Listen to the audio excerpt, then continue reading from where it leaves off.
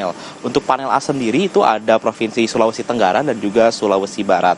Dan di panel B ada Provinsi Jawa Timur yang melakukan rapat ataupun pleno rekapitulasi setelah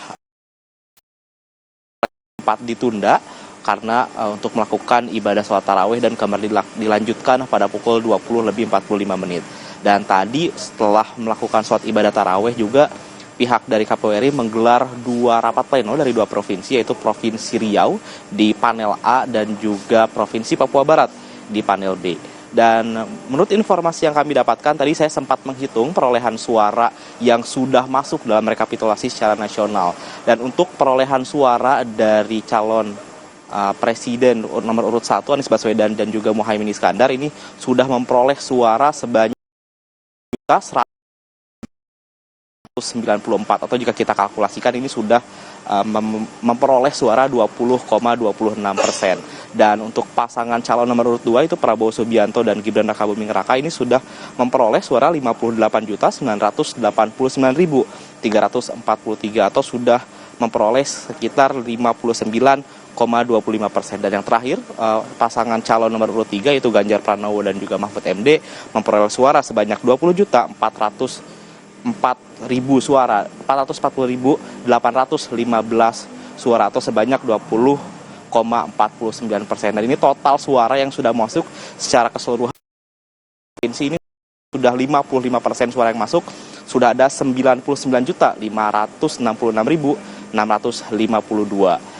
Dan ini seperti yang dikatakan oleh komisioner dari KPU Agus Melas, target dari KPU sendiri ini memang untuk menyelesaikan rekapitulasi secara nasional ini pada tanggal 18 Maret nanti, atau bisa kita bilang ini 2 hari lebih cepat dari batas akhir yang ditentukan oleh PKPU atau Undang-Undang KPU.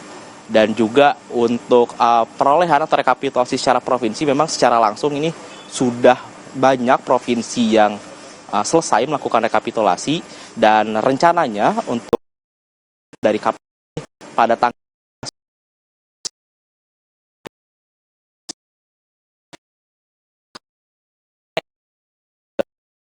Maret sudah ada 2 provinsi yang sudah siap untuk melakukan rapat pleno, yaitu adalah dari Sulawesi Utara dan juga Provinsi Bengkulu. Tentunya untuk saat ini kita masih terus menunggu perkembangan proses rekapitulasi, karena tadi saya sudah sampaikan 5%